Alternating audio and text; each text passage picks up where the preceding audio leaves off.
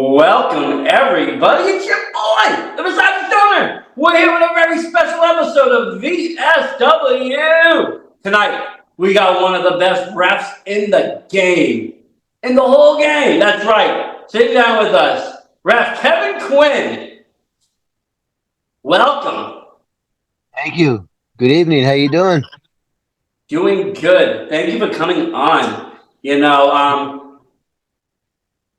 I've had a lot of wrestlers, and just recently I started to get into talking with the refs. For some reason, you guys have a busier schedule, it seems. How did it get in touch with? Yeah, I hear you. Mine's pretty light nowadays, so it's pretty easy to get in touch with me. But it wasn't always like that. No, I've been doing this. I'm in my 14th year now, and up until the last 2 years, I was gone all the time. Weekends, Thursday, Friday, Saturday. Beyond used to run on Sundays, so I was gone a lot. Yep. 14 years, that's a long time. What are we in 2024 now? Put it back 2010 or roughly around that time you jumped in? Yeah, November 2010, I believe. I was do you remember APW now, right? Yep. It used to be called Wrestling Star Wars before APW. Okay. And I would go as a fan with my son and my friend, and I was going for the longest time, and I started to do a little bit of security, and the next thing you know, I'm in the ring doing a street fight. And that's how I got into it. That's awesome. So did you like you said, you were, attending as a fan. Obviously, you got into it a little bit later. Some of these kids get into it 16, 17. You were already into your adulthood at this time. I was 45. Okay. So, see, but honestly, you can laugh, people can laugh at that, but age, nowadays in wrestling, that's not a bad age. That's workable. Like, you think about it, Hogan didn't even do good until he was in his 40s. People don't realize that. It's maturity too. When you're in the business for a while, you learn the business and you learn how to handle yourself and you learn how to act and all that good stuff. And I've been lucky, man. I've been blessed. I've been around a lot of great people that have guided me, down the roads, and I've been a lucky guy. Yeah, definitely. And it's just inspiring to always, like I said, to kind of talk to people that kind of jumped into it a little bit older because, I do get those questions all the time. People are like, I wish I could be part of it somehow, some way, whatever it is. And, they get hung up on that age part. I'm like, well, you can work within your own limits and you can kind of, cater it to yourself. You have that maturity, like you said, the maturity comes with it. When you're a young kid, you might want to just, take everything on. You want to go over your head. As you get older, you kind of realize what's in your range, and you Yeah, kind of just hone in on that. yeah, I agree. So 2010, you're a fan, like you said, you started to get into it. Did you end up going to a school to learn? Well, I did, and I just realized that I just started a question without you even asking. So sorry about that. I did. What happened is once I started refing with at AP at Wrestling Star Wars. I did the street fight, and then I did some matches up there. Then I ended up doing a couple other matches someplace else, and I got another booking. Now all of a sudden, people are getting upset with me, like, "Who the hell is this guy?" And he doesn't go to a wrestling school. He's not in the business. And I knew Jason Rumble from years ago in the gym. So I knew that he had a wrestling school, and I called him up. And, next thing you know, I'm down there, and him and Bo Douglas. Uh, Bo Douglas basically taught me all the ins and outs when I was young. I owe a lot of everything that I am and the ref I am. A lot of it is Bo Douglas. He taught me a lot, man. He's a knowledgeable guy. The old saying, Bo knows, isn't just there for a reason. It's, he's been around a long time and he knows a lot of stuff. He really does, and his methods and style, is just producing star after star after star. Everybody I keep bringing on here, where we started, belt time. Yep. People like Alec Price and Channing Yep. Thomas, and these Yep. are the kids right now that are on the scene destroying it. Yeah. And they're two of And the they best started right right there about too. Yep. yeah.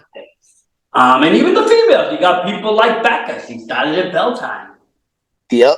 She did, and then she ended up over at New England Pro Wrestling Academy, and Another great school. Between those two, New England is just a solid base for wrestling. yep, I couldn't agree more, man. I couldn't agree more. So you made this legit. Now you went into the school because I just know the industry and stuff. They start seeing a guy and they're gonna start asking credentials and sooner or later you can only get so far with I work with this one and that one, and eventually they want to just know where were you. But yeah, so you got it solidified, and then your career even flourished more. I take it. You started to get into other Yep. promotions.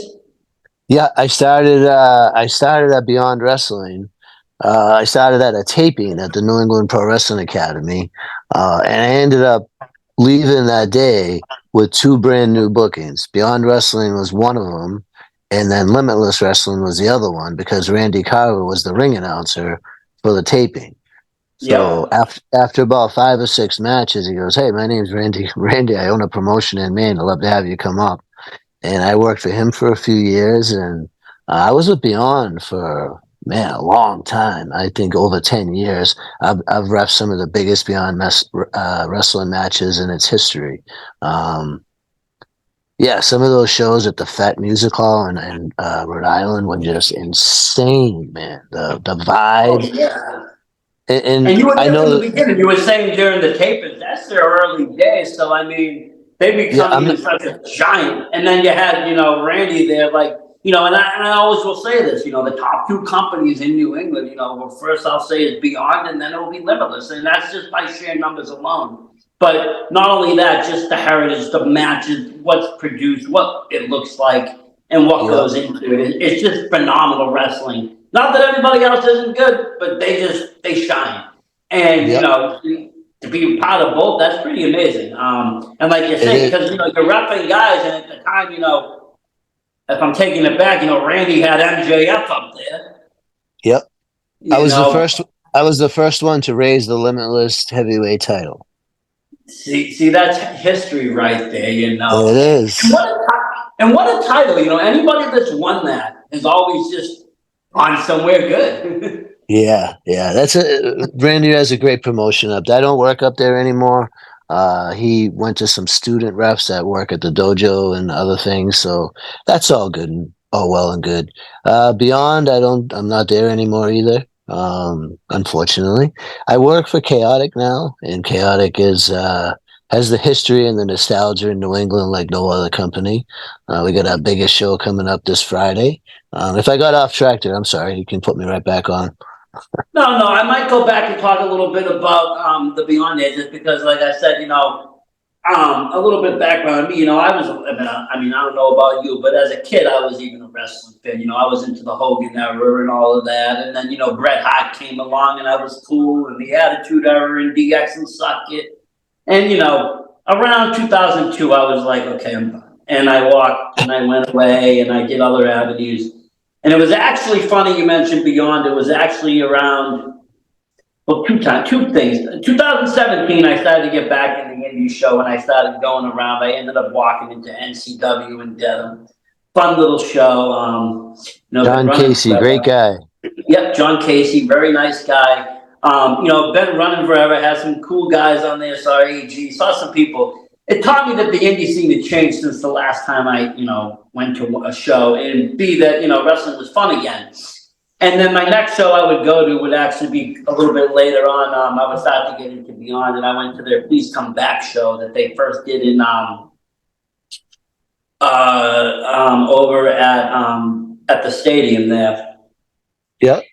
And I was just blown away and mesmerized by that. And that was like 2019. And then 2020 they did the BC dub came on, and then everything got shut down, as you know. Yeah. Yep. But how was it though? You, like you said, you were kind of there at the beginning of Beyond, kind of watching it transform. I'm working every Sunday. you had some of their biggest names. How was it working, with that talent, kind of starting out and just working with great talent? Oh, phenomenal. Phenomenal. I mean, they used to bring everybody in. They used to bring the Young Bucks in, Kevin Steen, Samoa Joe.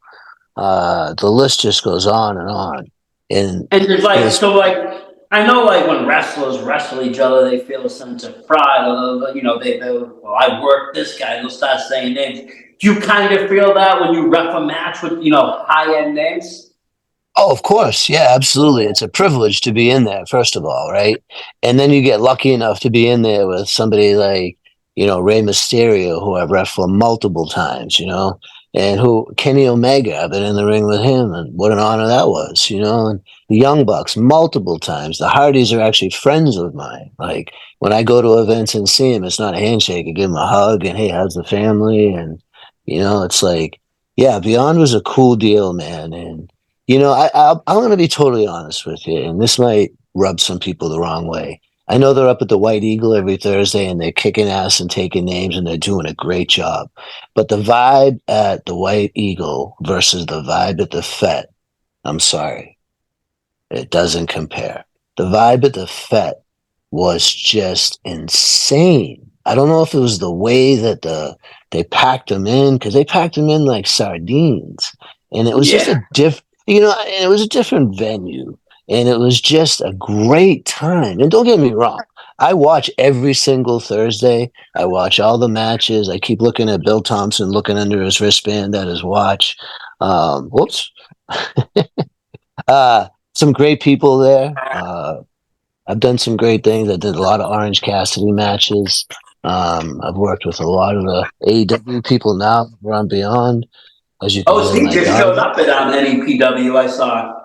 Yeah, yeah. Scott Gurin, he was don't forget, Scott was a big Shakara guy, and that's Yeah, where a I lot of remember. the, I remember because I'm a big Bacabella guy. So when Bacabella brought him in to Chikara there, I got into that and I was all for that. And I've been, and I kind of followed, Smash Master from that, and when he did the wrestling in Chaotic.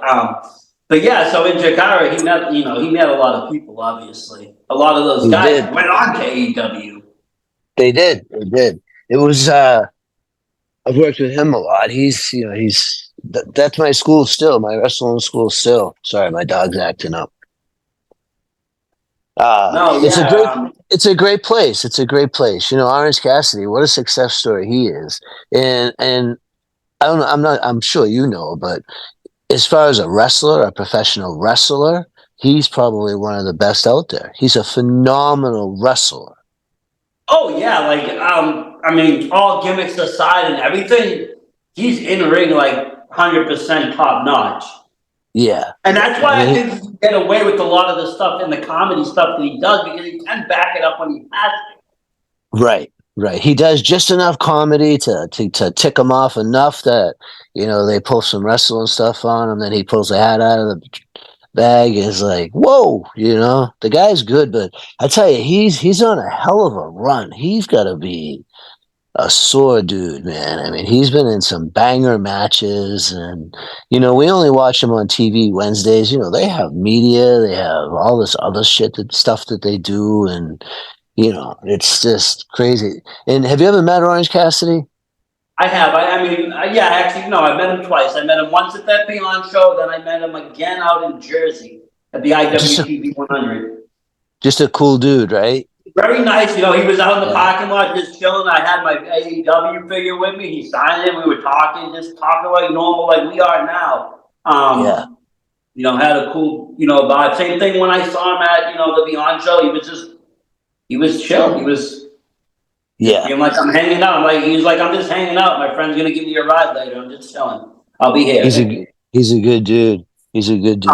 But yeah, it's always good to see, name people come back and kind of, I say give back. They go into the schools and they do that. And, NEPW has that history. Not just, with Scott and those guys, but, they have the history with WWE. There's been times when, Triple H has walked through those doors going, hey, I need to, Ah, use this ring for a minute. Sasha Banks has helped out, trained. yeah. I mean, they have 3 active members from the New England Pro Wrestling Academy on NXT right now. Carmelo Hayes, Josh Briggs, and the third one just slipped out. Oh, Dijak. Jesus, Dijak.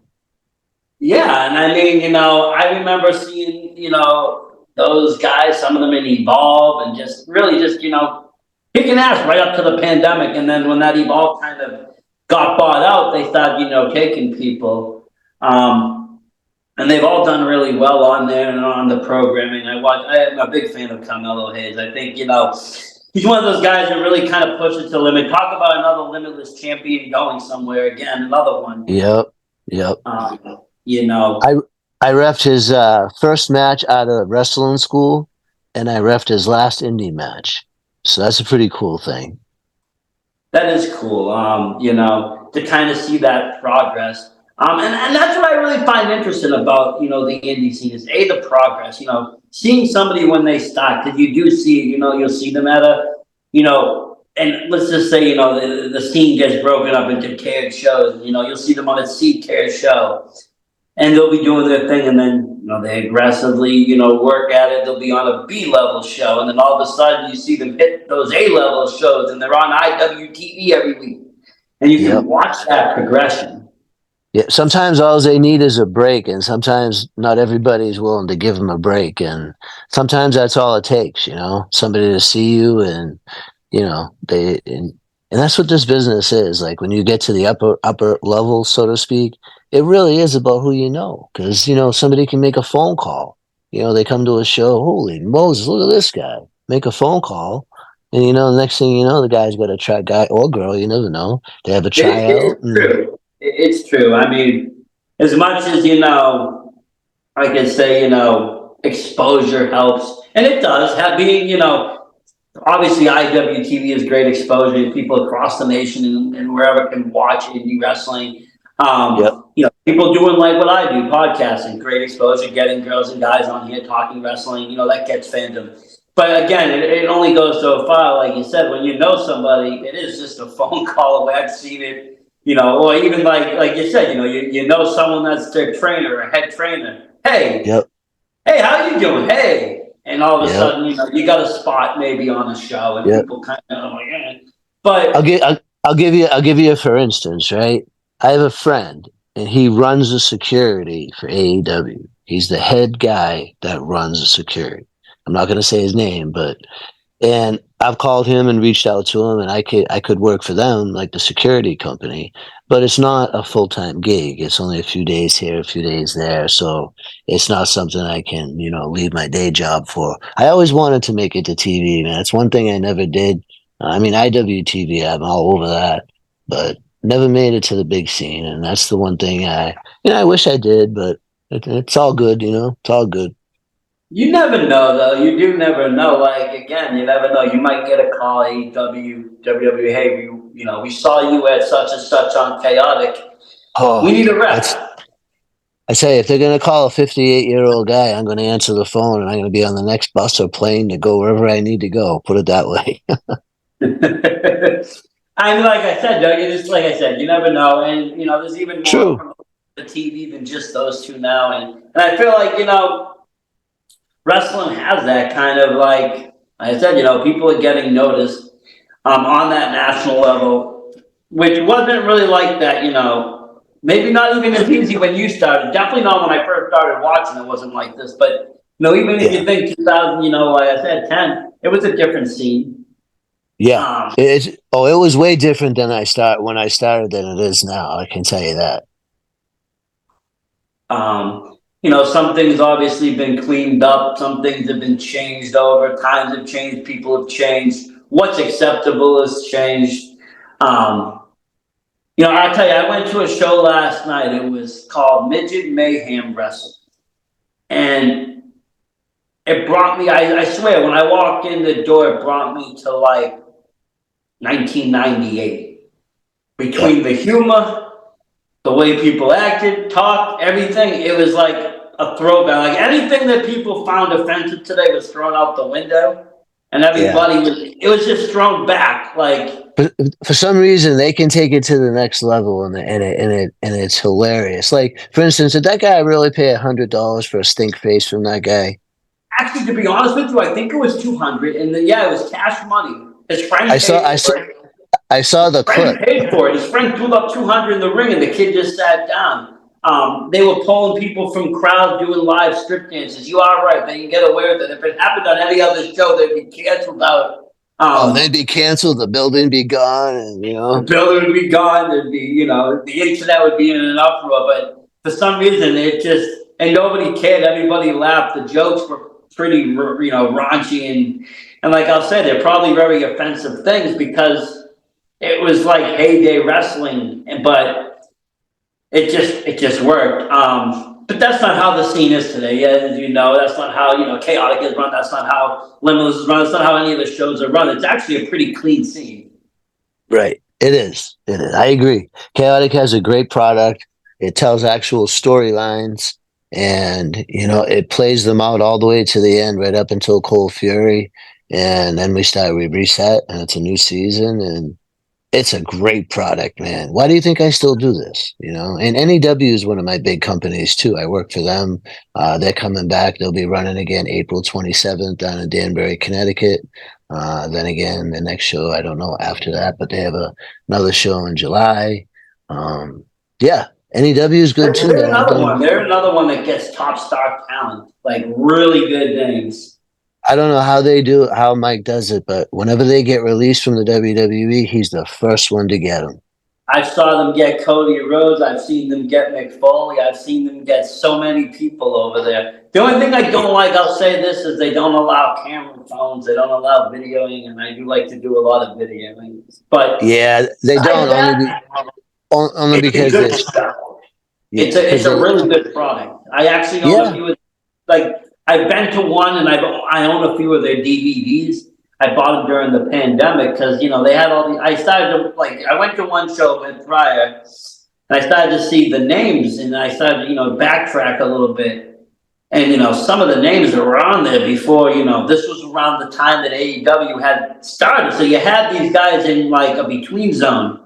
And they were getting people like Cody and stuff. So I was like, I bought a bunch of their DVDs and I started watching them in 2020, and I was just like blown away because it really is top notch wrestling. I mean, they had NEW had the first ever Young Bucks Hardys match. Yep. I ref the second one, not the first one, but I ref the second one. Yeah. That's just amazing to work with that kind of talent and just be in there with them. And I always tell people that the ref is he's the third man in the match. The match can't happen without that ref. Regardless of the technical work that you have to do. Let's just talk about the kayfabe work of the ref. Keeping the match fair and square, being in there, but being present, but being not overbearing. I mean, how do you do it? How do you not take over the role? And because I've watched you ref thousands of matches. You don't overpower the match at all. You barely notice you're there, but you're there. You're present. Thank you. I appreciate that. Well, it's kind of like a play. It's sort of like a play or a movie, right? You know how a movie, it starts out slow, then the plot thickens, then it escalates, then the bad guy, gets over on the good guy. It's the same thing in wrestling. Like, you see people, if you ever watch my matches, right? The first time they go into the buckle, I hardly ever count, right? The match just started. We're 20 seconds in. You know what I mean? Come on, guys, back it up. I see all right, that's one, two, three. It's like, whoa, chill. And you got to remember too, like you said, I'm the third person in the ring, not the third person in the match, but I'm the third person in the ring. And there's a way to do it that it's a triangle, they call it. If you stay within the triangle, you can follow them around and you can stay where you're supposed to be. And you just it just takes time. That's all I can say. It takes time to know when to get in there, time to know when it doesn't. Like, I'll give you a perfect example. Okay. Penta, Penta, and oh my gosh, forgot his brother's name. Excuse me. I'm sorry. Penta Elmiro Zero. Yeah. So I did a match with him and Rey Mysterio, right? Now that's a huge match, right? Ray Phoenix is his brother. Jeez, sorry, brain fart. So I did a big match for those guys, right? Now they're getting into it right before the bell rings. They're getting into it, and I walk up, right? Now I'm sort of in the camera angle, right? 'Cause that's a money shot, right? And all of a sudden I hear Puppy, back up, Puppy. So I back up. He says, good. So I went back and I looked at it, and it took me out of the frame.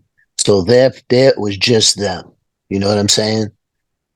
So now when I do these matches, I think of things like that in the beginning of the match when it's a huge match. They've never wrestled before. The crowd's fucking going crazy. Excuse me. Crowd's going crazy. And all of a sudden, they come right in, and then I get right in there like, hey guys, it's like back up a little and let them have their time. You know what I mean?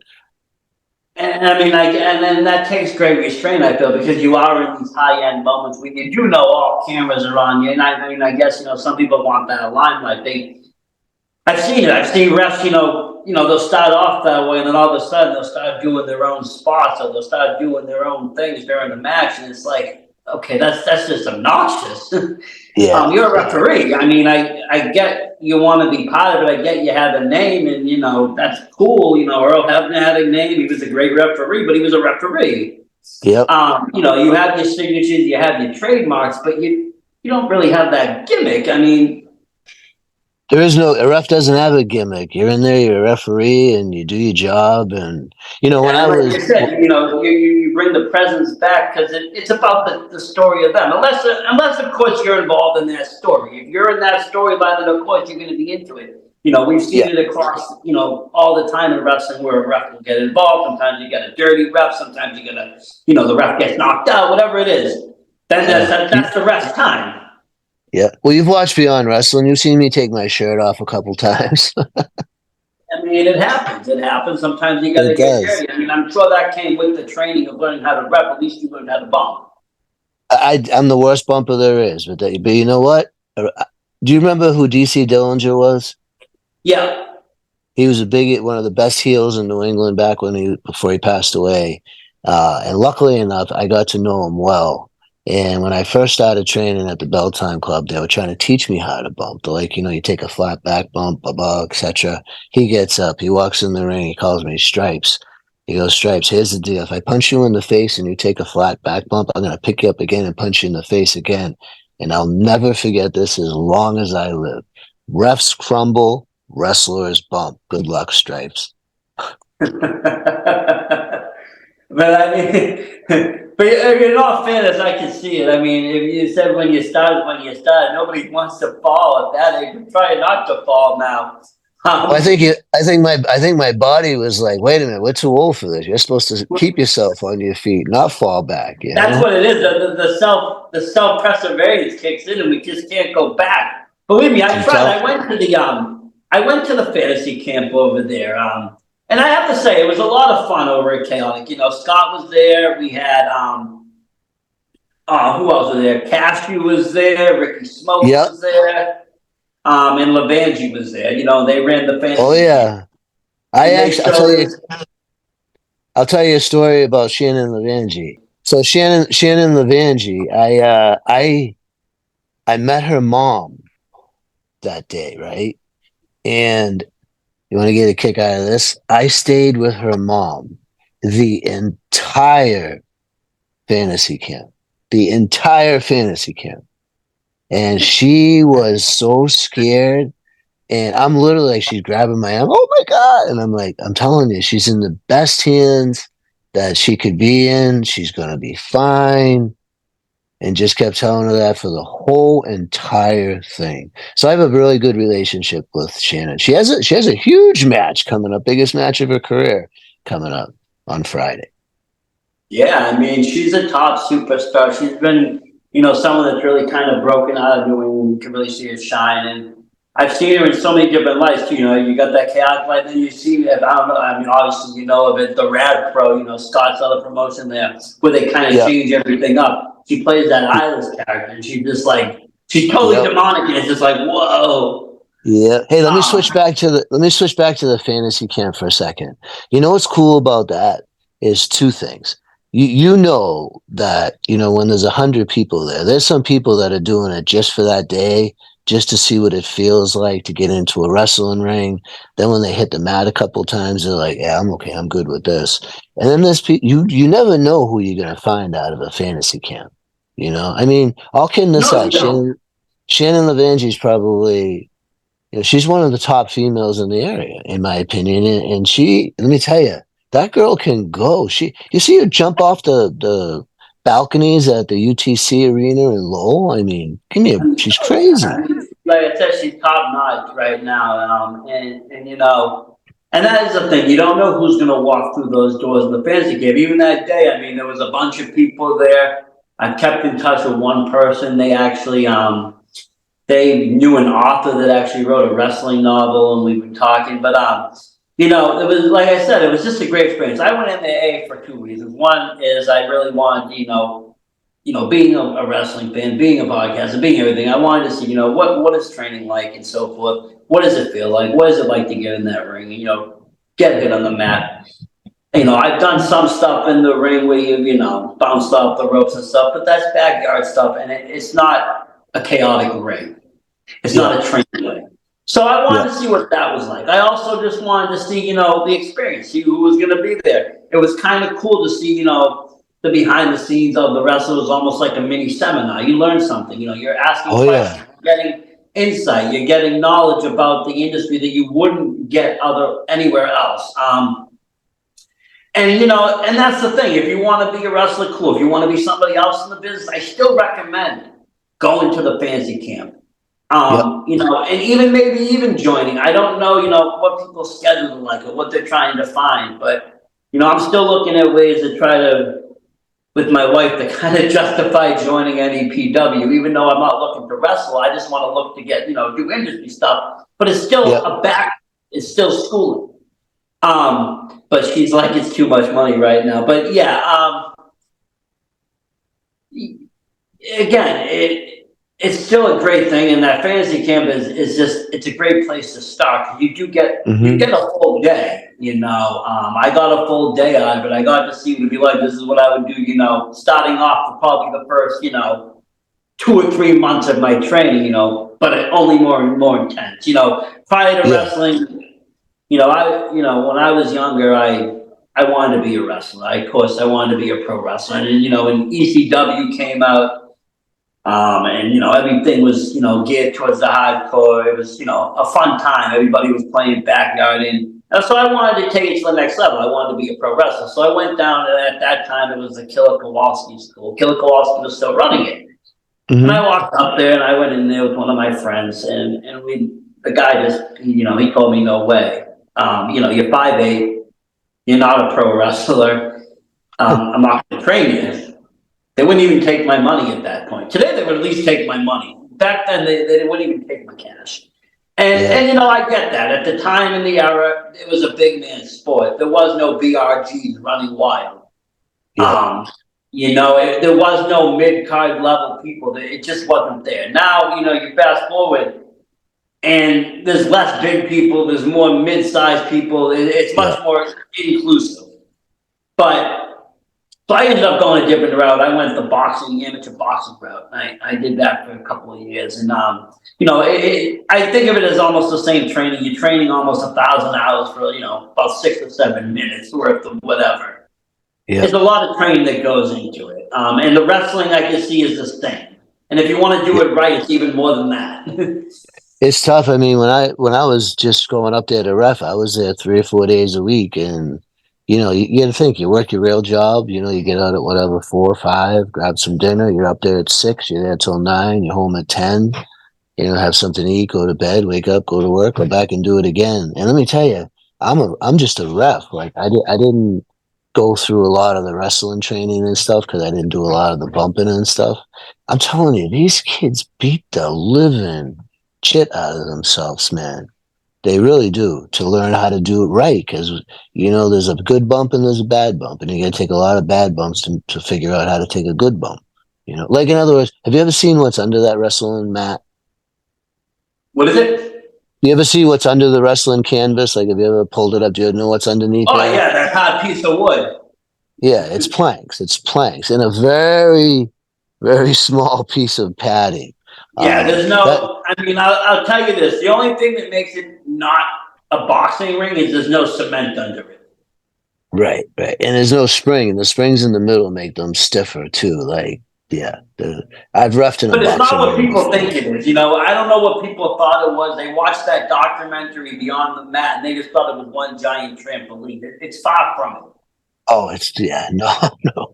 And you know the thing too is you can get hurt in there. Like these wrestlers, man, they can get hurt like that. I mean, Oh you yeah, know, and that's the thing I don't think people realize. Even I mean, if you watch TV wrestling, even they're getting hurt. So I mean, the injuries are happening on a national level of training. yep, So you can only imagine how easy it can happen on the indie level.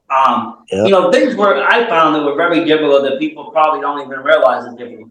Running ropes. Running ropes isn't what it looks like. Those oh, ropes, those ropes are brutal. They're just metal wires, and they're gonna out you. oh yeah, I came home, my ribs were so bruised because of running ropes. The yep, other thing, jumping off the top is not an easy thing to do. yeah. Getting to the Never, top is not never, even easy. never done it. I did it, but I had to have, honestly, I'll be honest, I had to have more to hold my hand. I Yeah. couldn't have the balance. It wasn't easy. Oh, I know, I know. A lot of things, like I said, you're watching as a fan, you kind of take it for granted, but you get in there for just a couple of seconds, like, whoa, the respect is even more higher. And that's another reason why Absolutely. I wanted to do it, is just to kind of see, like I said, what it really entails. Because obviously, if you're really good, you make it look easy, right? But Yep. it's not, and it's really more difficult than it is. There's a lot that goes into it, and it's not just the physicalness. It's a lot of, you were talking about Orange Cassidy earlier. He's very psychological. And there's a big psychological part of wrestling today. Well, it sure is. If One, it could be a 5-star wrestling match, but if it don't make sense, it's gonna get thrown away.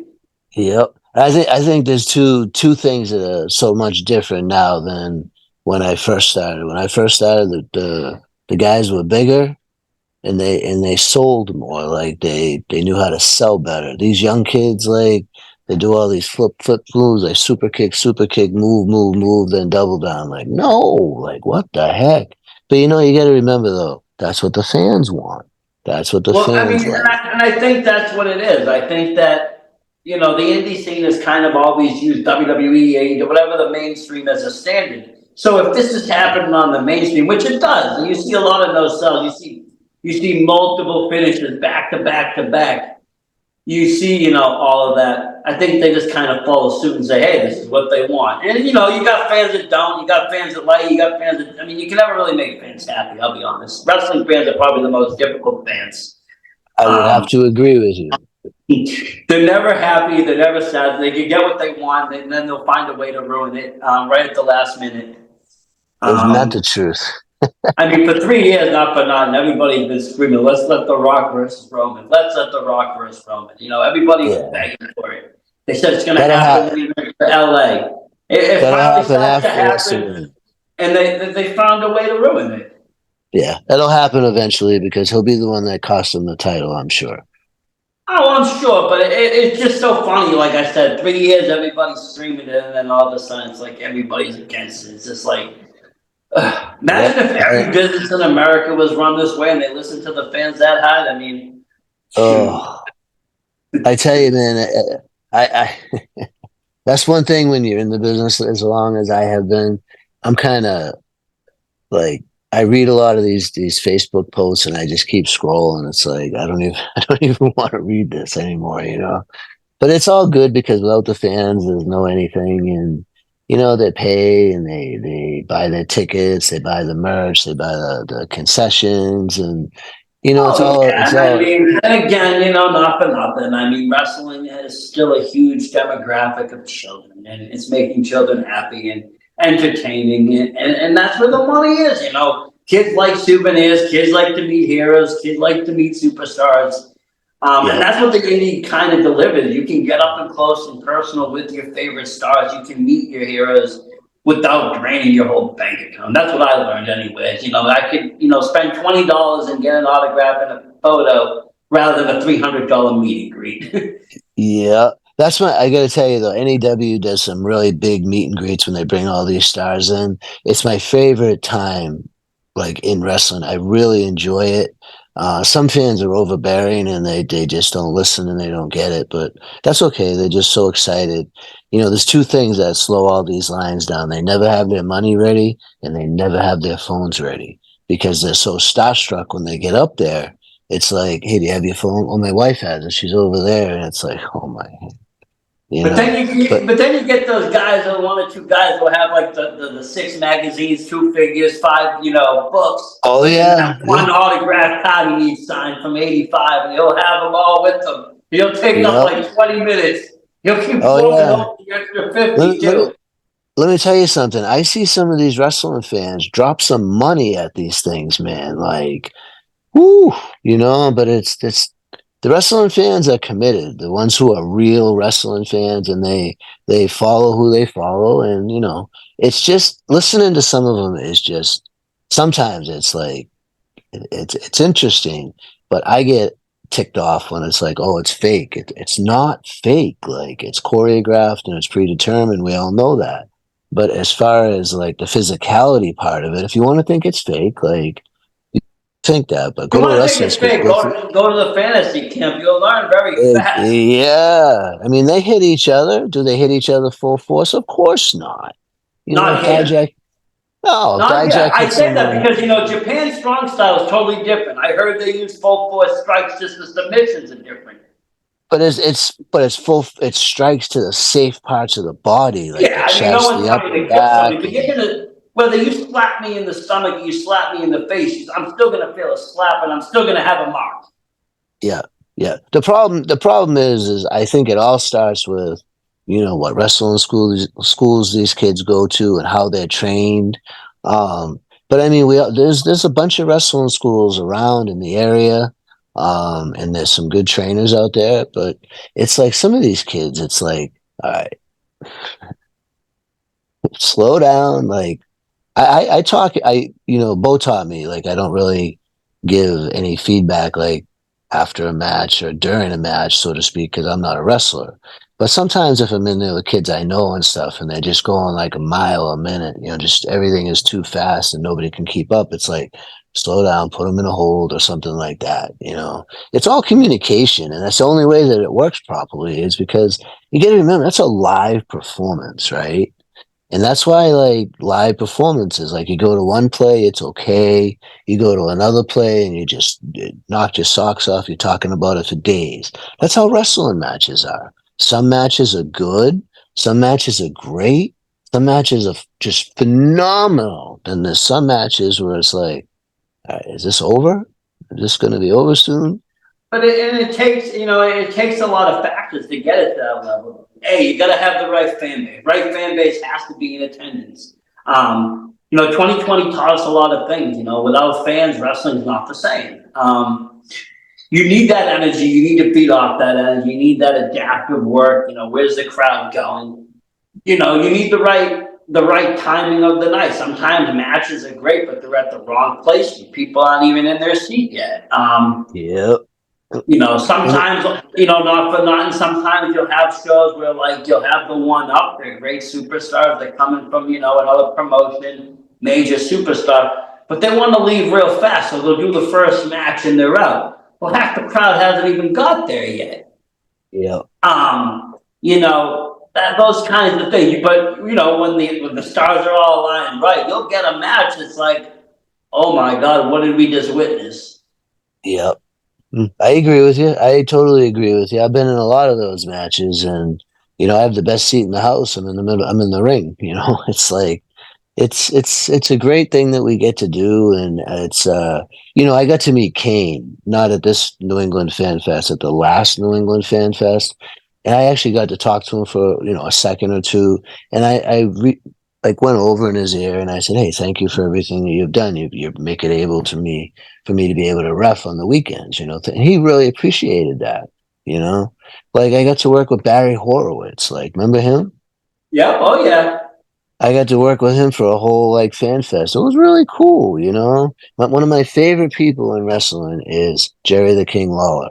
I know him Yep. probably better than anybody, because I've worked with him, I don't know, probably 25, 30 times at meet and greets, and he's the nicest guy in the world. And it's just great things to do. That's why the meet and greets are so much fun. Like getting to Oh see yeah. somebody, getting to see somebody meet someone that they've always wanted to meet. And then there's a fine line too. Like, do you let them stay there for 2 minutes? Do you let them stay there for 3 minutes? Like, you got to know when to, like, when there's a line of 200 people, like, you can't just leave them there. You know what I'm saying? You gotta move them Oh along. yeah. And I mean, it's I've take, been through take, a few myself. I've seen like Sasha Banks. I've seen, some other guys and girls. Cricket puts on sometimes when WWE comes to town. They'll have them, and they're free, but there's a long line. I paid for some. Mick Foley out at GCW. That was a wild time. He was out there. I've yet to gone to like an actual WrestleCon though. I'm afraid though. I heard you're gonna lose like a couple bank accounts. yeah. There's I've, just so I've, much to do and buy and see and I've just done a couple of, I've done a WrestleCon and I've done a couple of StarCast, and I said to myself, I'm glad that I am working this because you can drop some. Yeah, you can drop some serious, and they do it. They do. I did the last Starcast. It was really cool, and these people drop some money. and I mean but that's the passion and that's the hobby and and I'll never knock that because I mean I'm an avid wrestling fan. I've spent some serious money on the industry, whether it's been t-shirt collecting and merch buying or whether it's been, figure hunting and collecting. I've dropped some stupid money on, old figures, new figures, collectibles. Yeah, it's Um, easy to do. It's it's easy to very easy do. to get caught up in to do, and then you get into this momentum. You got to collect them all, and you need the whole set, and then a second set comes out.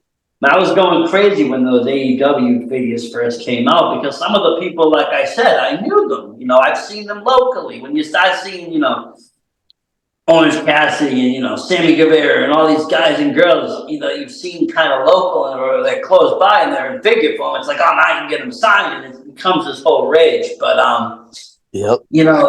that's the thing. Wrestling is so versatile. There's so much involved. It's not just show after show. There is those meet and greet moments, the merch moments, the collectors Yep. moments. Hmm. There's something in wrestling. I'll always say there's something in there for everybody because there is. It's very subjective. There's so much in there that you can take or leave.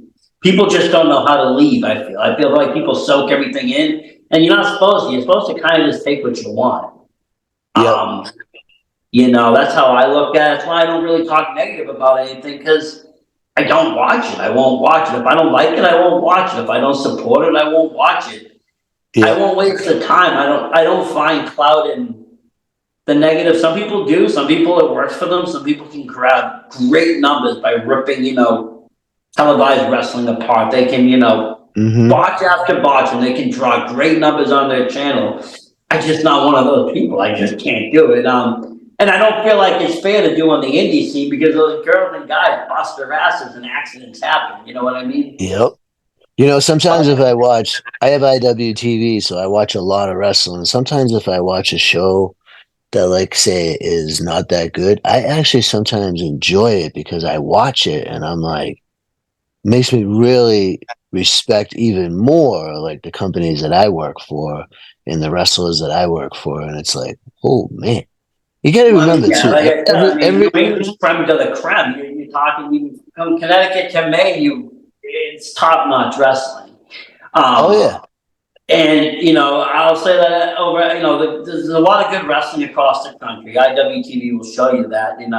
California, Texas, all over the place. But there's just something about the East Coast vibe. I don't know if it's because WWF headquarters was up there. I don't know if it's just the training, Killer Kowalski School, all that, the heritage lines. Something about New England, it just shines hard for wrestling. yeah. I think you hit on a lot of the pieces of it. What you said, yeah. Killer Kowalski School had a lot to do with it, and the wrestling coming up when I was first coming in watching as a fan. I was at NECW all the time, and they had some great shows. All those, and a lot of those guys went places too. They really did. I said a lot of people in New England have moved around and have made it, and still making it. and still people are on their way making it. It's wild. It's never ending cycle. But I was going to get into Yeah. the wrestling for a second.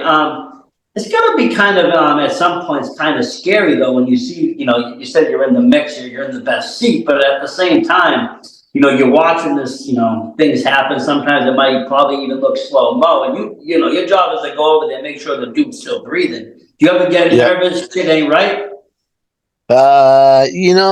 I've had a couple situations that have been a little bit scary, but you can't panic. You can't panic. And a lot of it has been with the people that have been in there with me. Like I went through an injury situation at Chaotic a few shows ago, but I had JT in there with me, and I had Chase Del Monte in my earpiece. So between the two of them, we figured it all out, and we got the match where it needed to be. But yeah, these guys like you know, you're 2 feet the wrong, whatever it is, like, you stepped into it or whatever. These guys get hit, and I can tell when they're rocked, and that's why a lot of times, not a lot of times, but sometimes you might see me look over, check on the wrestler. You might see me push the guy back. That's because he actually needs a minute because he doesn't know where the hell he is. Yeah, I mean, like real concussions do take place constantly in wrestling, and they just I've work had, through it.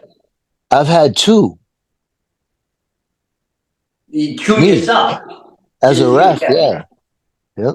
and I've seen wrestlers do it, multiple times, and you can tell, like you said, they're kind of rocked.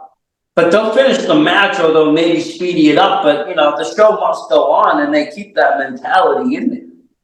Yeah, as well as long as they can go on. If they can't go on, we go right to the finish and we No, end I it. mean, But yeah, it's not like like WWE old days where like people would die and the show goes on. That was crazy. I watched that live, and I was like, so did I. but That was one of those things that there was no right decision. If you ended it, you would have no, pissed it all those was people off. untouched territory. But look in hindsight, anybody can judge call. But at that point, there was untouched territory. It never had happened before like that. So people Yeah. did what they do best, and that's the show must go on. Yep. And again, there was no, millions of cameras, millions of phones, millions of, televised internet recordings. There was none of that. There's no photos anyway. You don't see, even to this day, you'll never find internet photos floating around. It's very rare. Right. Right. Now you got to Very be careful crossing the street the wrong way. Someone will get a photo of you. today, yeah. I mean, today, if Yep. that was to ever happen, there would have been a million camera angles of what had happened. It would have been broken down, slowed mode, they would have done crazy amounts of things. But Yeah. it still does. You do see these spots, and it does kind of make you wonder. You get scared. Because it is. Like you said, it might be choreographed. You might go in with a plan, but anything can happen. Things 2 inches off go wrong, and something's changed. The game has changed. Yeah, they used to teach us in wrestling school. You can't go with an A B C D plan. Or in other words, if you have a plan, right, and the B and the C part of it messes up, and you got to go right to D, you got to know how to do it. Like they have this thing in wrestling. It's called working on the fly. It's when you basically communicate in the ring and figure it out together, and that's very, very difficult to do. And Fury used to do it all the time at wrestling school. He used to grab two workers, you in the ring, Quinn in, ring the bell, go. And they'd So look I at him mean, and say, what do you want me to do? He goes, wrestle. What do you think I want you to do? it's basically improv wrestling. And that's how you learn. Because if you go to a WWE tryout, that's what they do to you. They pick two people, they throw you in the ring for like a 4 or 5 minute match, and that's what you got to do. You got to learn how to do that. You got to learn how to communicate with your opponent. I'll see guys go in there and they won't even talk to each other the whole match, and nobody knows what the hell's going on, and you can tell. So people are Yeah, surprised what's going on. And it's like, dude, you're supposed to be communicating here. yeah. And sometimes they do communicate, and they do it so well that even I can't hear them. Some do, yeah, but I'm talking guys that legitimately they don't think they need to communicate. They can just really do it all on the fly without talking. It's like, Oh yeah, no, you don't no, know what the hell's going on. yeah. You got to communicate. Communication makes everything work. But yeah, I mean, but like I said, like the rep, a very important part. It it keeps the match in order, but it also, it keeps a gauge on it, you Yep. get to see things that they don't see, because they're in it, they're going at it, but you're kind of seeing that third person view. You're seeing what's going on outside. You're seeing the crowd, the timekeepers. You're seeing, everything that's going on, the whole scene. And so with that, the whole picture can kind of be told, again, with good communication. I don't, you must be a ventriloquist. I've never seen your lips move, but you do good. Thank you. I Like I appreciate it. said, I work hard I've been on it. to a lot of reps. 21 was probably my heaviest year. I was all over the place. I was going, 3, 4 shows a week, Jersey, back and forth to Maine to Jersey, here and there. And I saw a lot of matches. I saw a lot of reps. I saw a lot of things. Some people, I could hear them calling the match. The Yep. shows, like I said, very clean cut. I've seen all sorts of wrestling. It was wild. I've since kind of slowed back just because economically, travel is ridiculous right now. Oh, it's yeah. I believe me. And I then put you have to eat while you're out. Forget about it. That kills your night, man. yeah. I put almost 200,000 miles on my last car, and most of it was from wrestling. I mean, I burnt out a whole SUV from basically going show to show. Like I said, I'd be going to Maine on a Saturday or Friday, and I was driving to Jersey on the Saturday up at Ridgefield Park or wherever. It was just back and forth constantly. Chaotic Yep. at that point. Chaotic was running, I think, 3 shows a month almost. Right. Um, So I was trying to hit all of those in between, NCW, Proving Ground, Beyond, Limitless, and all the other ones that were running. I was even going all the way up to Camp Leapfrog. Mm-hmm. You think Um, Sasha Banks is going to be at AEW tonight? you know, she might be. Yeah. I mean, she Yeah. has to go somewhere. I don't think she can do it alone on the indie scene, but I think She's been gone a AEW, long time. what's it been, like about 2 years now? Something like that. Yeah. Yeah. I don't know Yep. though. AEW seems to be able to get these guys and girls over there and change them up a bit. Well, they got that. They got that big checkbook. They got that big checkbook. But I mean, can it be that much bigger than WWE or TKO at this point? I mean, I think. Here's what I see. They have a lot of talented people, but they have too many people. They can't do consistent storylines because they have too many wrestlers. They have so many wrestlers. They had to buy another company just to put some of them over there. see, I mean, I like AEW. I watched it come up. My opinion on it, I think it's just a really big, big, big, very well put together indie scene. I Yeah. mean, in a lot of ways, they grab these guys and girls, and then these guys and girls in turn grab their friends, which is great. It's who you know, Yeah. right? Yeah. But now you have all these wrestlers, and where do we put them? Where are we using them? You got guys like Brian Cage that weren't even being used. Yeah. Why he never made it any bigger? Well, I mean, he's on TV, so I mean, he's made it pretty big. But I mean, there's a guy that's a monster, man. I've referenced him multiple times. If you've ever, my favorite thing is the Kill City Club. If you ever watched that, it's Luke Roberts' movie.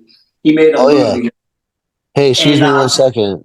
Hey, excuse me. If you want to know if Mercedes is on AEW, she's opening up the show. So, there's the answer. There it yep. is. She's So back. I just blew kayfabe in case anybody's. Oops. Oh well. But yeah, him in that movie, he really, portrayed himself well as being that machine. I was just like mesmerized by it.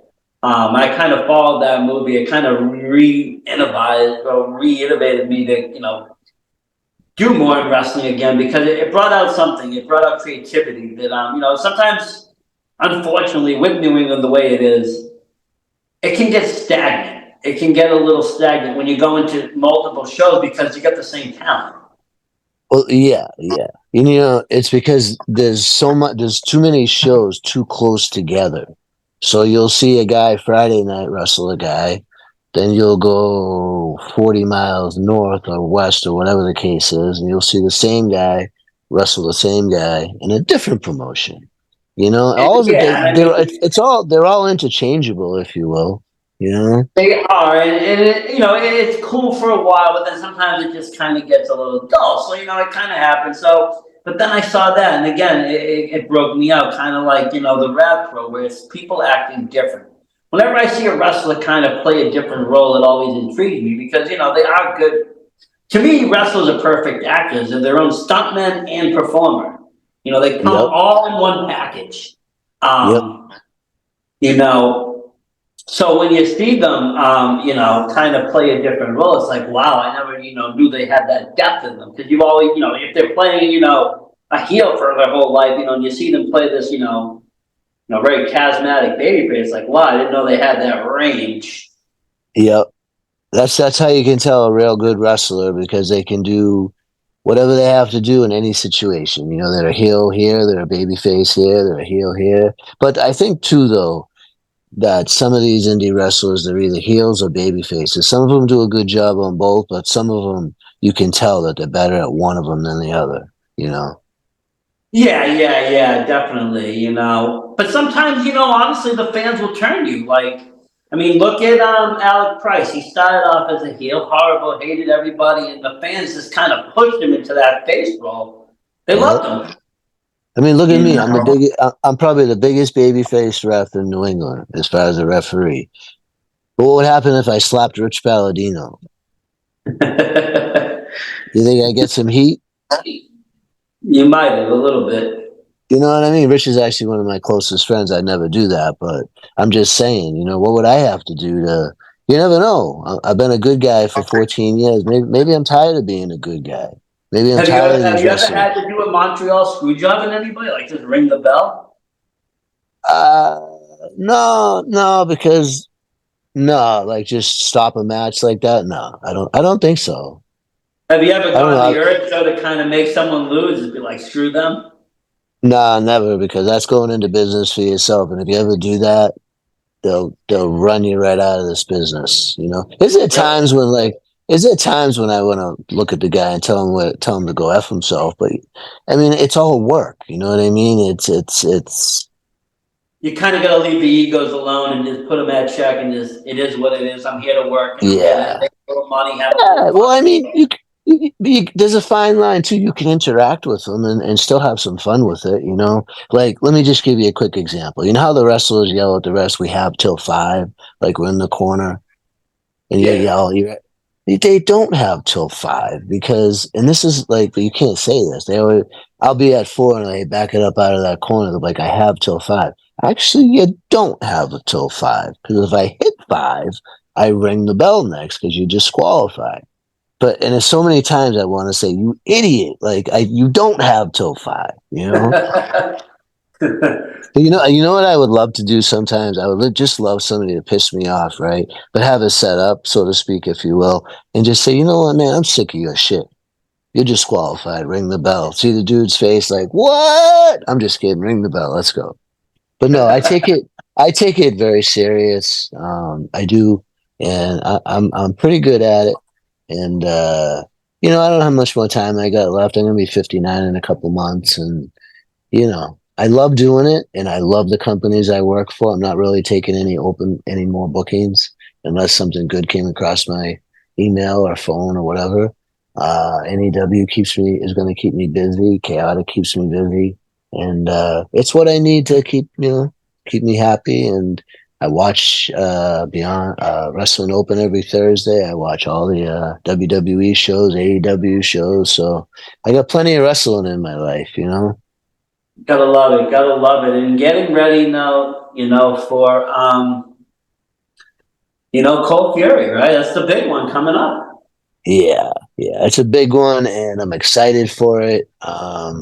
What's the main It's the event big. going to be? It's JT Dunn versus Danny Miles for the heavyweight title. Wow, and who would ever thought, that the unit would break like that, They were so Yeah, dominant. yeah. And if JT wins, it'll be the first time forever 4-time chaotic heavyweight champ. You know, he's underrated, honestly. He's another one. Why isn't he in the mix? Why isn't he with Carmelo Hayes? Yeah, I wish I could tell you the answer, but I asked myself the same thing. I mean, And you my know, no matter favorite. which way he goes, you know, if he's bad, he's the guy you love to hate. You want to just, And when he's Yep. good, you want him to win and succeed and share. He's very, versatile. You do wonder, why hasn't he gotten that break? Because he is really good. You know, he's one of the top in New England. People forget. Yeah, and he's even better when he's in there with somebody that's better than him. Brings out the best in him. The guy can go, man. I've been in. Dijak's my all-time favorite wrestler to ref for, and that's the first time I'm actually saying that. And JT, I've been in the ring with more than anybody else, like because I've been in all the same promotions as him for my whole career, so I've ref a lot of times for him. You know, that's phenomenal, though. I can't wait for that. You know, it's going to be good. It's going to be good. And again, for the folks that aren't going, you can watch that on Twitch. I'm a big Twitch guy, so I always catch it on Twitch if I Yeah, don't get out. But the cool thing about Twitch, I learned last year that if you have the Amazon Prime, you can get a free subscription. So I always try to subscribe to Chaos, and then you go back and watch the older shows. yeah, yep. It's good stuff, man. Twitch is good. Frankie does a good job at keeping that up and running. You know, it's a good promotion. They have a good camera crew. They have a good sound guy. They have a good production. Hey, They you do a guys great even come to job. my own hometown. I can't complain. When I get wrestling in my backyard in Watertown, I will not complain. You know what I mean? You Yeah, know, yeah. and that's what I talked to Chase. He was like, I want to try to get shows. You know, here he was doing the Lexington, he did Tewksbury, Watertown, Lowell, and just kind of getting into every kind of market where so people didn't have to drive 2 hours to see wrestling. They could go in their own backyard or 15 minutes down the road. And Yep. you would still get a good quality show, and it's nice. I like it. It's very chaotic is different. You got a lot of New England wrestling, and then you got chaotic. I look at it, and I only say that because chaotic will have a lot of matches. It's the one promotion that will have a lot of matches that other promotions won't have because they don't have a lot of the same time because they won't use they will use a lot of their in-house first. Yep. And some of those in-house won't go to other promotions. Yep. Yep.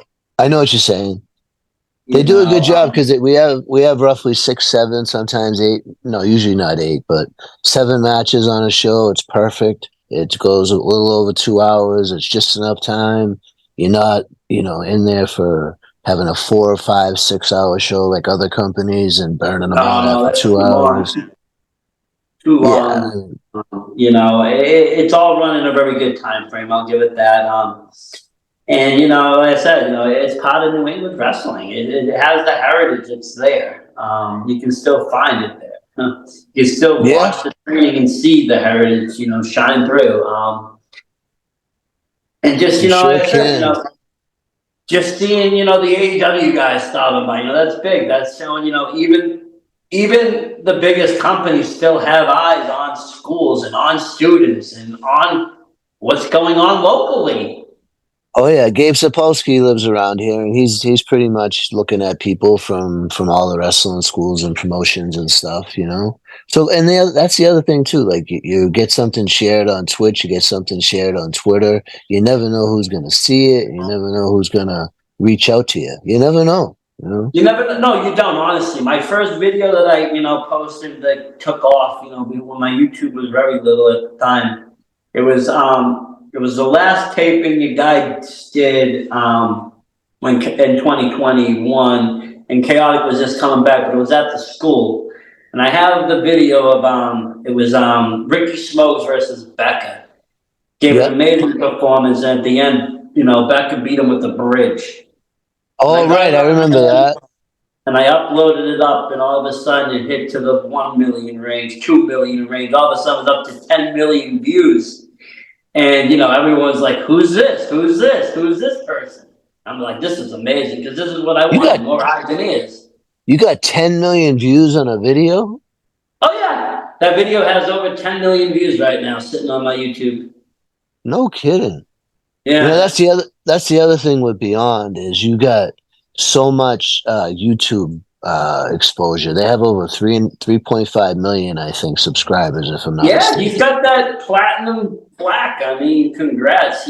I mean, that's kudos. YouTube is a great tool if you know how to work it, and they clearly do. And then there's another one that got me kind of inspired in YouTube because I did see, when I went to that BC Dub show, they were showing off that at that point they had just hit 1 million. And that just goes to show you in 2 years, 3 years, they picked up over 2 million people. But, they got that plaque and they were doing the honor, and then the guy attacked Drew and Swoggle came out. It was wild time. But yeah, that video from Chaotic, that's what started all. It got like 10 million something odd views. And then another JT Dunn and Ace Ramiro got up there as well. I had some JD Drake video that took off at 15 million. You just never know. You never know what's going to take off, what people want to, watch, and who's going to see it. Yeah, yeah, And very that's true. exposure. That's what's fun about it. And that's, again, why I opened the podcast. I was going to all these shows, and they were great shows, great wrestling. But I felt like it wasn't being talked enough about. It was cool. The people at the arena were happy, and but the arenas weren't filled with thousands of people. You got 100, a couple hundred, right? Yeah, So I if you're figured, lucky. let's start doing interviews, and let's start, showing videos, and maybe we can get more people and to want to watch it. And hopefully it did that. That was the idea behind my podcast, was just to get more eyes and ears on the indie scene. Get more people, talking about Chaotic, talking about NCW, talking about Limitless, beyond knowing who these guys and girls are, because they are going to be the future. In 10 years, WWE Yep, will be filled with people we know. yep. Um, that's just how it will be. You can see it by the direction that it's going.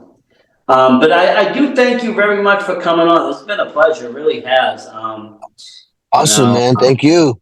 Sorry, and so I've I watched took a lot over of your at the beginning. matches, and hopefully I can watch.